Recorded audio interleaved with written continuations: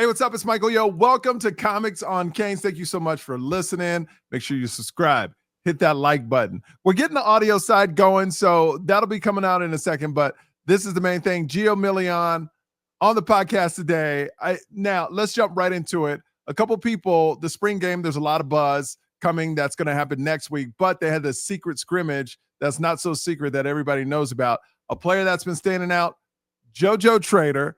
I heard he's standing out. Is that correct?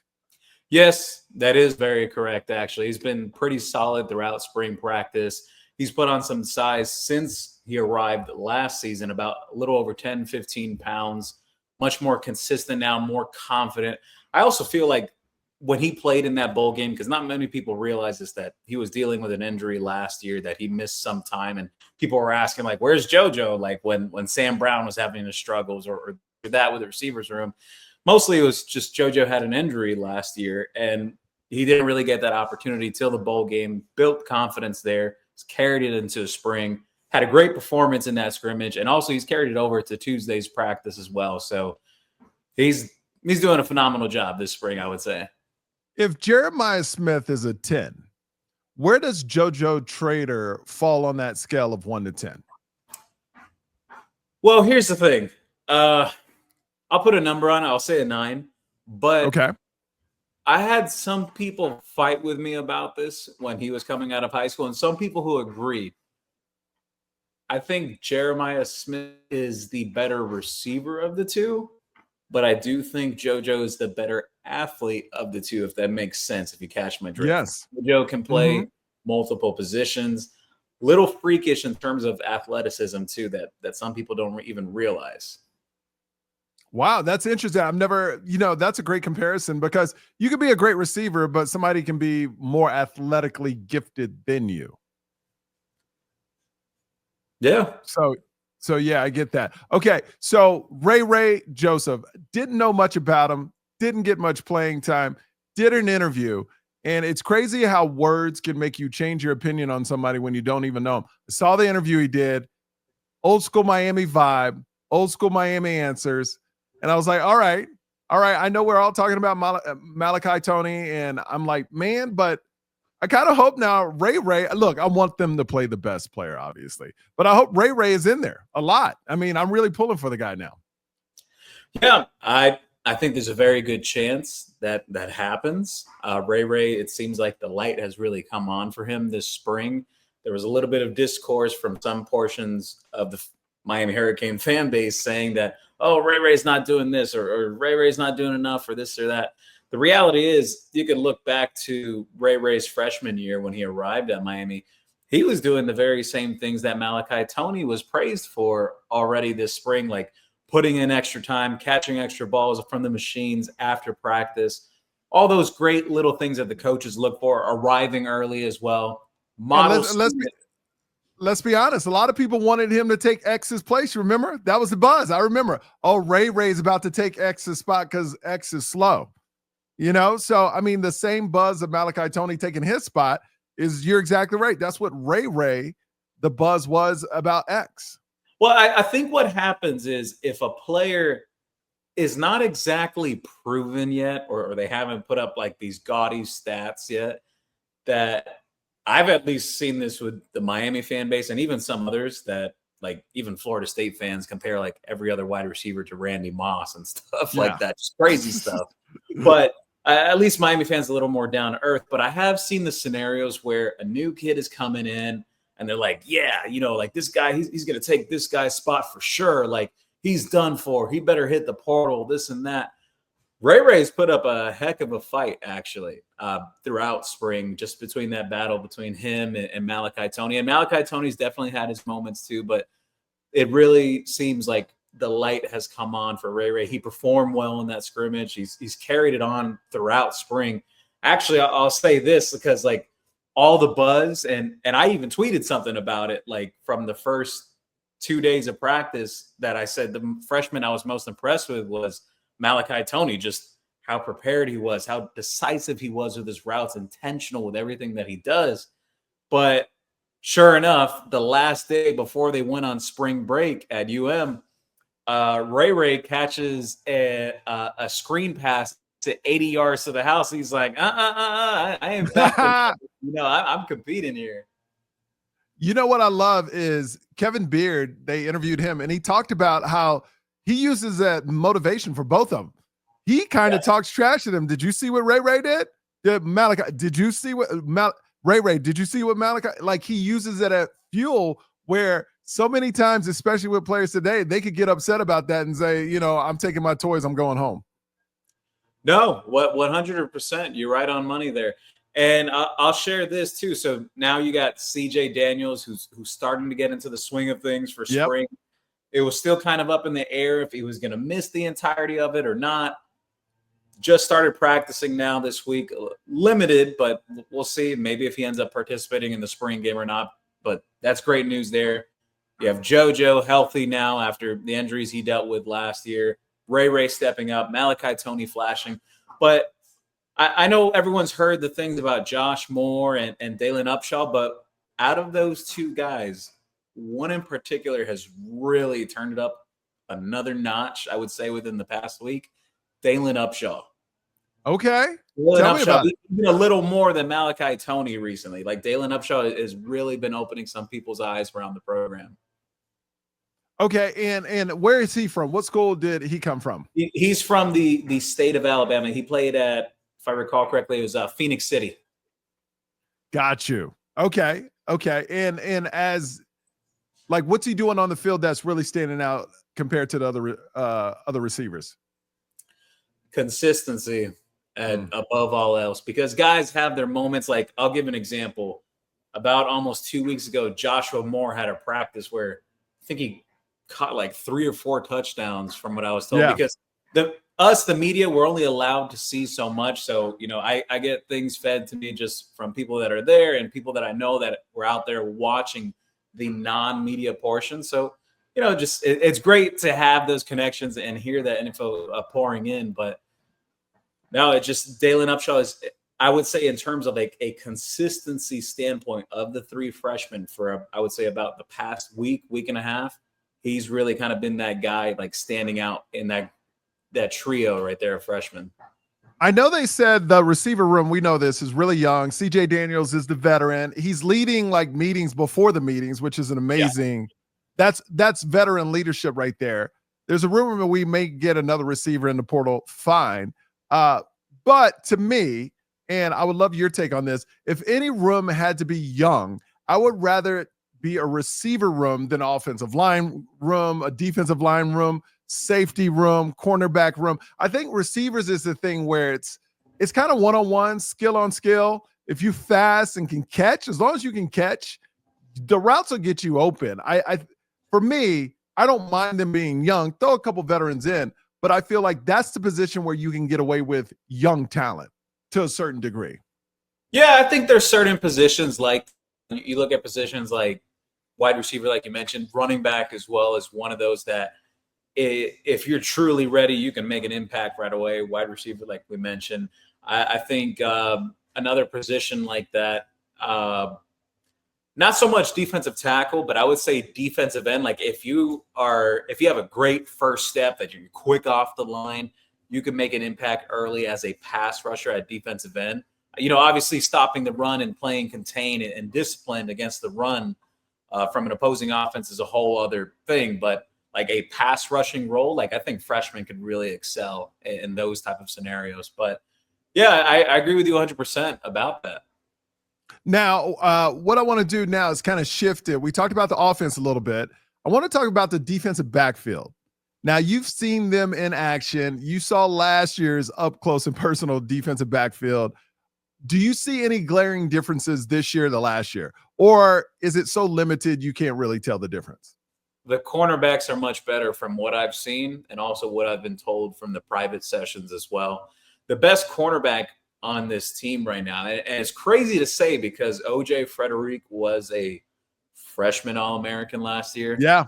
The best cornerback on this team right now, like NFL pro potential, is Xavier Lucas. Talking about 6'2", around 200 range, running legitimate like 4.4, 4.3 speed. He clocked a 10.4 in high school as well in the 100 meters. So like this guy's, he's got all the traits you would ever want, but he also plays like it too. Like I'm talking about, I've been told certain scenarios from these private practice sessions where the guy is looking back to play the ball. And I know this is driven like Hurricane fans crazy in the past. Like, why don't our DBs look back for the ball? Why don't they try to play for the ball or try to pick it off or anticipate it? Xavier Lucas is very instinctual in that essence. It's amazing how many tight ends ran free for touchdowns against and they couldn't catch people. That's the thing that blew me away about the defensive backfield. Not that they couldn't cover, because we knew as soon as the receiver caught the ball, they were going to break the first tackle, but they never could catch the receiver. And when I saw that tight end run free, I don't know what game it was, and no one could catch him in the defensive backfield. That was disheartening. And that's when you knew how slow that defensive backfield was. No, I agree with you 100%, just from top to bottom at safety, at corner. And I've always gone with the saying that other Hurricane fans have said, that I've seen them mention this, that there's no reason why a Miami defensive backfield should ever be that bad. You look at your recruiting grounds from South Florida all the way up to Northern Florida, Tampa, Orlando. Like there's DBs everywhere. Jacksonville, Miami, Broward. They grow on trees here in South Florida. Wide receivers everywhere. Wide receivers, DBs, running backs. You could find them anywhere in the state of Florida, not even just the Tri-County here in South Florida. So it's would be a problem here. It's like a cafe con leche or a cortadito. You can get it everywhere, and that's defensive backs. You should be able to find them anywhere in South Florida. Yeah. Anywhere in South Florida.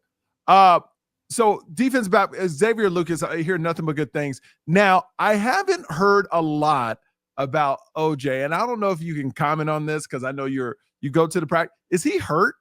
Is that why we're not hearing his name mentioned as much? Nothing too serious. Just he got nicked up just a little bit, just something minor. He was practicing early on in spring, but he'll be fine. Damari Brown's healthy now. He's actually been starting to practice too. I'll be honest with you. The team is relatively really healthy right now, considering like this point of the year that we're at. And, you know, CJ Daniels coming back, because it was up in the air if CJ Daniels was going to practice at all this spring. So it's great seeing him practice now. Carson Beck is going to start throwing really soon. Like we're talking about like within the next week or so. So is that what you hold on? Is that what you hope, or this is what you've heard from reliable sources? Reliable sources, the expectation. Okay. Start throwing within the next week. But in terms of like if people are hoping to see him throw at the spring game, that's not going to happen. That's not going to happen. Yeah, we all know that. Yeah. So speaking about Carson Beck, this is one thing. And like I said, if you're a Miami fan, if you do a podcast, you see things from both sides of the lens sometimes. I'm hearing these receivers are getting open, and this is what backup quarterbacks. So how do you read that? I know receivers are going to get open here and there in scrimmages, but we're hearing like receivers are doing really well against that new defensive backfield. So how are we supposed to take that when Beck is not throwing the ball? This is Emory Williams, Judd, Luke. How are we supposed to take that as fans, and how do you take it? Yeah, well, here's the thing. So I would say, based on everything I've collected from start of spring to practice number 10, which was Tuesday. Yep. The defense has mostly been ahead of the offense. There has been moments that the receivers have had their moment. Not obviously, you know, it wouldn't be on the same level as having a Cam Ward or Carson Beck. Emory Williams looks great when there's no pressure in his face, that it's not like a live simulated game situation. Still struggles in that aspect. Judd Anderson flashes. Also will have moments where you're kind of scratching your head, like, why did he do that? Like, why did he throw that? And then Luke Nichols, the game really has to slow down for him. I think for people that were hoping that maybe Luke Nichols would be able to like step in right away and be that de facto number 2, we'll have to see where he progresses from now till fall ball. I don't think that's going to happen. Look, I know he's not throwing with the ones and whatnot, so obviously that would help. But again, you would like to see a little more consistency out of him you really start trusting, like, okay, maybe this guy could really be our number. I just don't think he's there yet. But in terms of the defense, though, like with the defensive backs, I've said this since the start of the spring, and I'll remain with this. Miami got a dude with Zachariah Poyser out of Jacksonville. Yes. They definitely got themselves a dude back there at safety. There's been flashes from Dylan Day. Zaquan Patterson's been nicked up. Markeith Williams, yes, he looks improved, but I'll share this. Not there yet. It's not to put the kid down or anything. I don't know how many people remember this, but in fall practice leading up to the season last year, Markeith Williams was leading the whole team in interceptions. Yep. And then the season came, and it didn't translate onto the field on game days. So, obviously I'm wary of that. Like, all right, is it going to actually happen this time? Because I've seen guys that light it up in practice, and then we get to game day and it's not the same. But Miami definitely has to get a safety, though, next to Zachariah Poyser. I think you have to secure that, because you mostly look back at the 2024 season with Cam Ward and all the weapons that you had. Oh. And people talk about the defense. Yes, I totally agree that the defense, it was not good. It was really not good. But if you put it under a microscope, the biggest problem was your defensive backfield. Yes, 100%. 100%. If you could have just stopped one touchdown per game, we would have been in the playoffs. Just one. Yeah. Just one. If you could have caught a tight end from behind, just one game, just catch somebody. Okay, so we talked about defensive backfield, receivers, quarterbacks. I heard the offensive line is looking great. I mean, we don't really need to cover that. We know Mirabal is doing his thing. Well, there is one guy that's really standing out on the offensive line. Who's that? I should more so say two. The center Miami has now, James Brockmeyer. Yeah, yes. Brockmeyer. Yep. Miami's going to be able to do quite a bit more pulling in the run game. So that's going to help out quite a bit. He's much more agile than Zach Carpenter was. Now, Ryan Rodriguez is healthy now. I know he's had some injuries throughout his career. He's putting guys on their back at left guard in the run game. Like, this is the feedback that I'm getting, that he's a difference maker. That if he's healthy and he's in that lineup, Miami's offensive line has every chance to be better than when it was last year. And let's remember, he started that Florida game, got hurt, and you never saw him again. So he was the starter last year. He earned that spot. So, you're right, Mike. Yep. What do you think about our defensive line? Because here's the thing. Everybody's excited about the defensive coaches. I know we got Etheridge. We got, what's the other defense? Will back there. Will Harris. Yeah. So we got great. I feel like the coaches are younger. I feel like the energy is better. I even like their press conferences when they talk. It seems more upbeat. It seems more lively. I feel like energy is going on. As far as the defensive line, I heard Ruben Baines looking better, but what I'm not hearing that much about is Akeem Messidor. How do we read into that?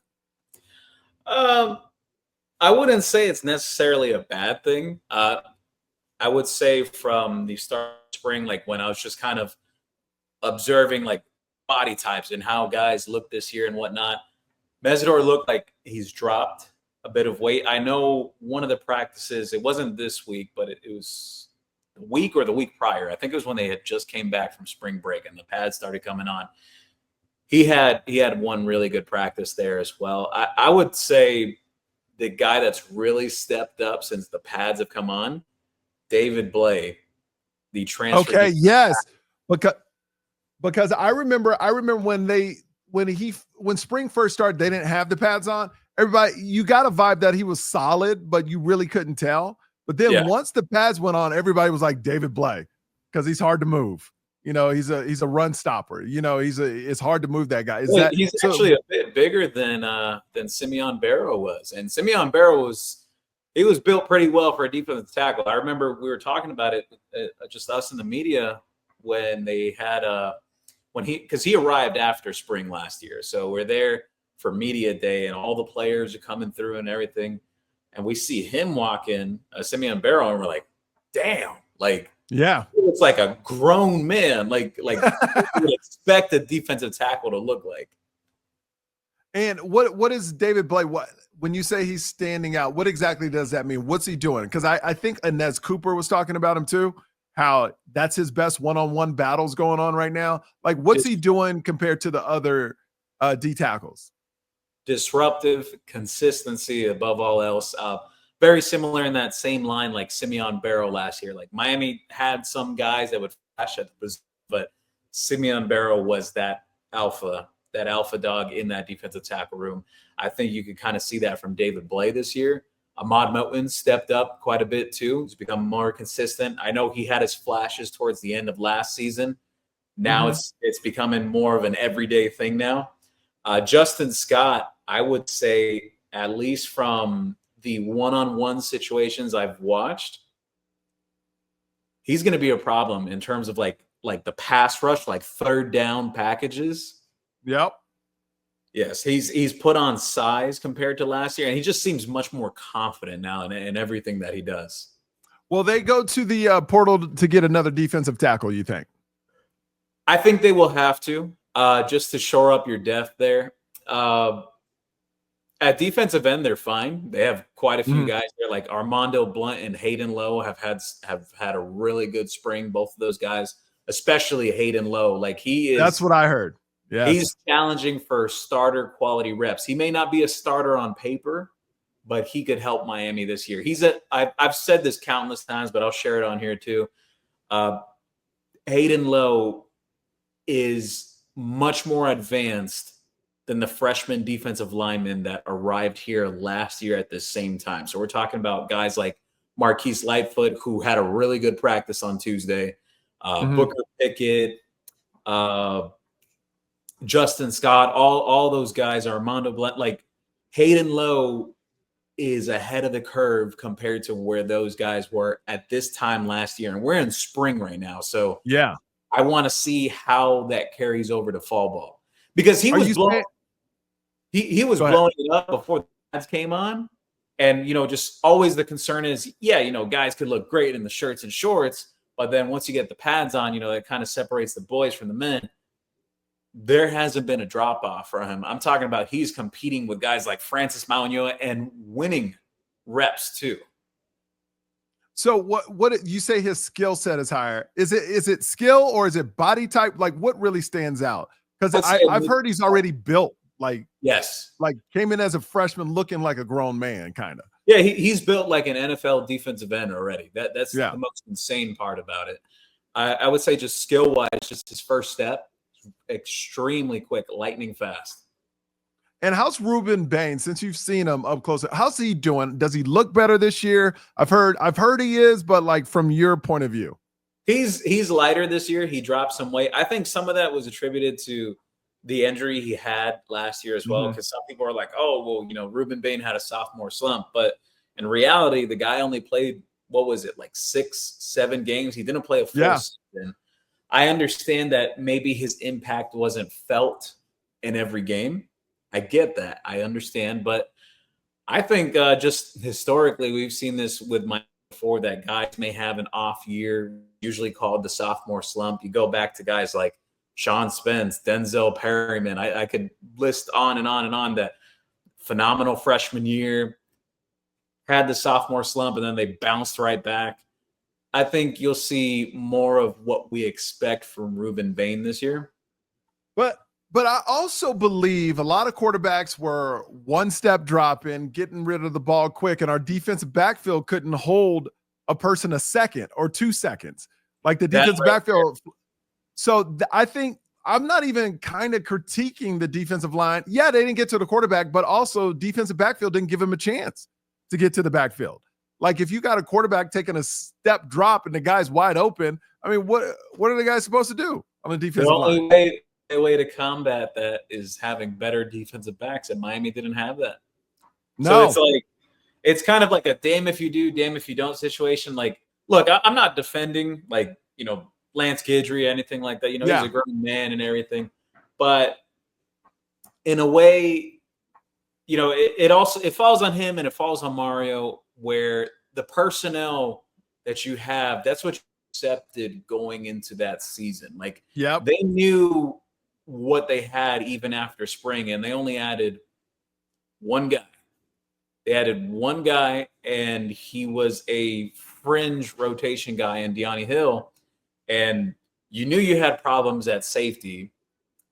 Mish Powell was playing the nickel back in spring, and then you decided to move him to safety, and clearly that wasn't working. We all saw at the end of the season he was much better in the nickel than he was playing single high or cover two or just whatever you want to name. So that falls on them. But I agree with you, Mike, in terms of that, like 1, 2, 3-step drops from quarterbacks. Like you saw it in the Duke game, which is playing behind me right now. Yeah. That happened in that game. There was other teams that Wake Forest even did some of that. And by the way, because that's kind of out of the norm for Wake Forest, because they usually have the slow mesh offense, but they incorporated some of that because teams watch film and they see, oh, well, Miami's weak in the secondary. They got one dude who's a true freshman, OJ. They have nothing else back there. And they saw that and they attacked it. And, because it wasn't like the defensive line got magically worse overnight. No, not at all. They just didn't have the time to get back there. They were pretty stout to start the season. And then as you saw teams would adjust, they kind of were taking them out of the game. What good teams do. Now, Heatherman, defensive coordinator, every interview I hear, communication. You being at practice, seeing the defense practice, are they talking a lot more to each other than last year? They are. And there's also an emphasis in terms of drills. I've seen it with the defensive backs and the linebackers, just diagnosing shifts and motions from the opposing offense. Because, Mike, you had the best, I think, the best comparison of what we were watching when the defense was on the field pre-snap last year. You said they looked like all 11 guys looked like they were the Spider-Man meme, pointing over here, pointing over there. You said that, Mike, and I laughed and agreed with you at the time, and it was right. You don't really see that anymore. Right. And especially from what I've been told from the private practice portions, guys are communicating nonstop. And actually, a big proponent of that, one specific player, Zachariah Poyser, very vocal on that defense. Nice. Now, last thing we're going to wrap up with, and then we'll get to a little bit of recruiting news. Linebackers. I don't really hear any names that are like, this dude is killing it. Everybody's kind of just in the same bucket right now, unless you've heard differently. No, you're pretty much right on target there. I would say the guy who's flashed the most is Cameron Bobby Pruitt. Obviously, you would hope that he continues to put on more size. The ability's there, the athleticism, it's all there. He flashes a lot. Wesley Basaint has still kind of been up and down from the feedback that I've got. Popo Aguirre, he's had his moments, but they're kind of still hoping that he takes the next step in his development. They're hoping that he can become a guy this year. But yeah, I mean, you have flashes here and there from Kellen. Chase Smith is, he's had all the injuries. He's gotten some decent reps, even at times with the ones, but how much can you really rely on that? You know who I'm disappointed in? I thought Alderman would be better here. I was like, because he flashed last year when Kiko didn't at times. And I thought Alderman, older guy, he would be a leader in that room. I thought he would be a lot better to this point. Now, he still may finish out great, but I thought he would be better at this point. He's a little more of the thumper type, not really your particular 3-down backer in this day and age of football. I think especially you saw that when Miami played Georgia Tech. You know how Georgia Tech was hyper-focused on the run, whether it was quarterback design runs or just from the running back itself, or even just tosses and reverses. Alderman kind of flashed in that game, pop hits that he had. But I agree with you. I agree. All right, they're going to attack the portal. Yeah, they're going to have. So let's talk about this. Maybe a receiver. Well, definitely a receiver, like a veteran. And would that go to an outside spot, like outside receiver? That's kind of up in the air. I'll share this. I know the sentiment is that they want one proven guy to get their self insurance back there, like with a position that, all right, like, yeah, we've seen JoJo flash and we've seen Ray flash, but we want to get one more guy that has already done it at the collegiate level and consistently. That's kind of their viewpoint. Potentially even 2 wide receivers. I wouldn't rule that out. I've overheard that. Okay, I know let me ask you this. Let me ask you this before you go on. Is that whole rumor dead that we already got one in the bag? They're just waiting for spring to be over. Have you heard any more of that rumor that everybody was excited about when Carson Beck first got signed? Or is that still in play? That's still in play. I've heard a couple of names that have interest, and some have even ties back to the state of Florida as well. Some guys that played Big Ten ball, some SEC as well. One even in the ACC too. A couple of names that have been thrown around. But at this time of the year, what happens is, so I like to call this another piece to what we call back channeling. Players will go through their agents, and agents kind of put out fears to schools and whatnot, and saying, hey, like this guy may be interested or whatnot, and they speak to certain people, and then they kind of go from there. Because, Mike, I'll be honest with you, 90% of these guys that hop into the portal, if they are worth the snuff, they already have an inkling beforehand what schools are going to be looking at. I mean, who's going to go in the portal blind? Like where you want to go, because before you get in that portal, you want to know the kind of money they're going to have, what you're worth to that school, and you want to make sure the coach really wants you there. So look, I don't think anybody's fooled. Nobody's getting in the portal blind unless you're like a 3rd, 4th stringer and you just want to try to find some playing time at a smaller school. Those are the only guys that go in blind. No, I agree with you 100%. They'll also look for a depth piece at running back. You have 4 scholarship backs right now to be a little more comfortable. I know they're looking like 1 or 2 pieces for depth on the offensive line. I mentioned defensive tackle earlier. That is a position they're going to address, trying to get one more guy there. They haven't ruled out defensive end. They like what they have, but if there's a guy that is a dude in the portal, they're not going to shy away from that. It's about talent acquisition too.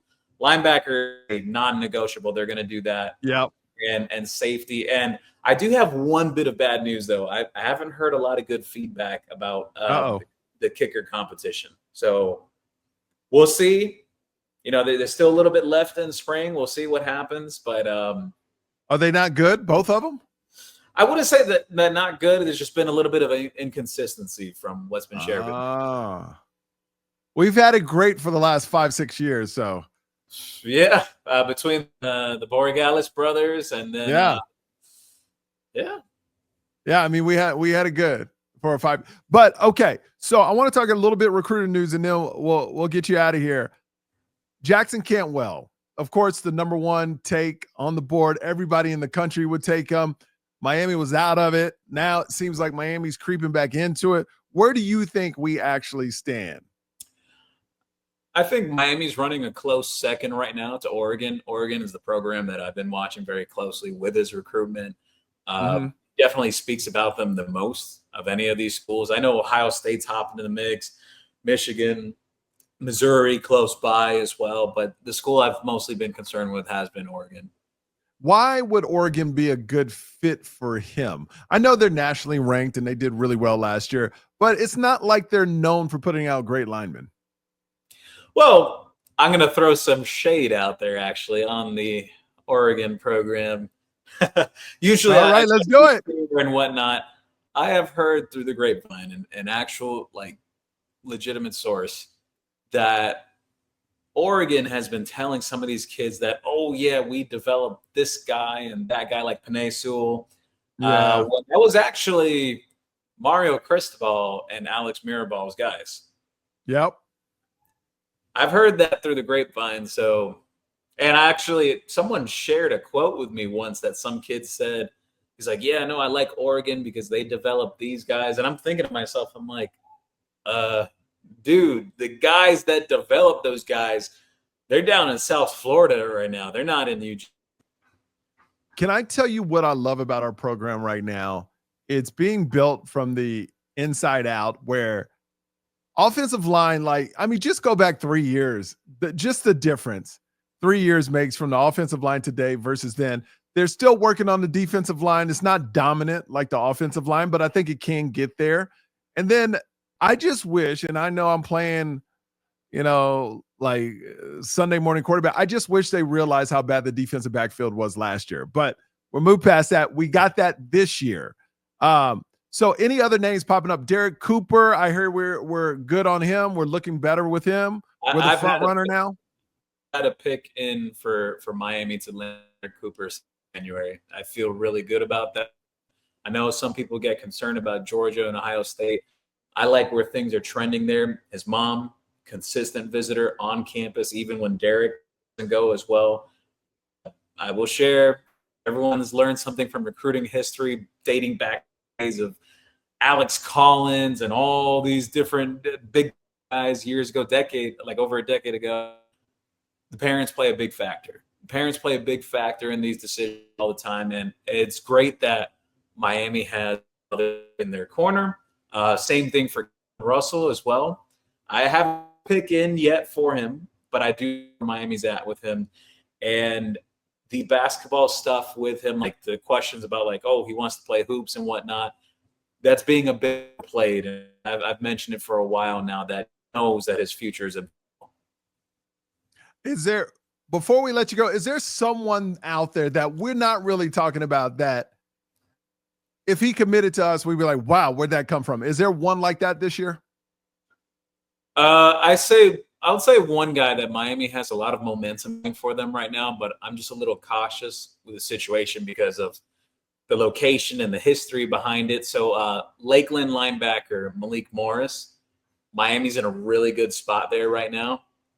He had the chance to meet with Corey Heatherman over the weekend when they had the big pull and everything. He could be a surprise guy. I just get concerned about three behind, like Lakeland guys from like Polk County and whatnot. Certain things have played out certain ways in the past. So, but if there is a guy, he could be one of those. And last thing before I let you go, Heatherman versus Guidry, not in scheme or anything like that, just on-field presence. How are they different? How are they the same? I think Guidry was a little more laid back. Obviously, not saying that he didn't yell at his guys or anything, but yeah. I get the sense from Heatherman that he's a bit more intense. Really gets in his faces too. I think he's a little more intentional with his teaching as well, at least from what I've noticed, like how they emphasize, the diagnosing the motions and the shifts on offense, because we were terrible at that last year. Like the other team would shift their entire formation and we would just sit there like, what happened? Like, all right. What are you talking about? Gio, they would put a man in motion, one man in motion, and we would be confused. Yeah. It's so sad. All right, Gio, where can people check you out, my friend? Yeah, you guys can all follow me on X at Gio Million, or also have a weekly show with Amon Richards called Who Wants Smoke on YouTube as well. I also have another show going on too with Caneswear, the Caneswear Shop. We have an official show every Wednesday evening around like 8:30, 9 o'clock. We start up late. It's a late night show, but a lot of people have been enjoying that as well. All right. Well, Gio, as always, man, I appreciate you popping on by. And man, I for some reason I felt so sad about how last year ended. And I thought this year 8-4, maybe 7-5. But if Carson Beck is healthy, and maybe I'm just a diehard Kane, I'm starting to feel it again, where I'm actually more excited than last year because we didn't know what we were going to get with Cam Ward. This year, we know what we have. I don't blame you. I know some people will try to say that, oh, well, if I throw this out there, which I have, Carson Beck is 24-3 all time playing college football. So that's pretty damn good. Some people will retort back and say, oh, well, he played for Georgia, whatever the case may be, people that want to say. I will say this. People bring up that he had a down year last year. Carson Beck's down year at Georgia last year is good enough to be like second or third best all time for a season at Miami after Cam Ward. So I'll take that any day. 100%. I'll take that 100%. any day. And I've said this consistently throughout spring. This year's team, I find it to be more well-rounded than last year's team was. It's a little more balanced. Obviously, you don't have your Cam Ward or that big splash guy like a Damian Martinez, but I mean, I think the run game will be fine between Mark Fletcher and Jordan Lyle. Those guys are having a really good spring. I'm telling you, AJ Allen. I'm still an AJ Allen fan, but hopefully he does well at FIU, right? He's at FIU? Yeah. Hopefully he just puts up a million yards just to show Miami what they're missing out on. So I don't know. I agree with you. I'm a big AJ Allen guy. Oh, I was a huge AJ Allen guy. All right, Gio, man, we'll talk soon, buddy. Thank you, Mike. Go Canes. Go Canes, go Canes. And everybody else, please subscribe, hit that like button. We'll see you next time. Later.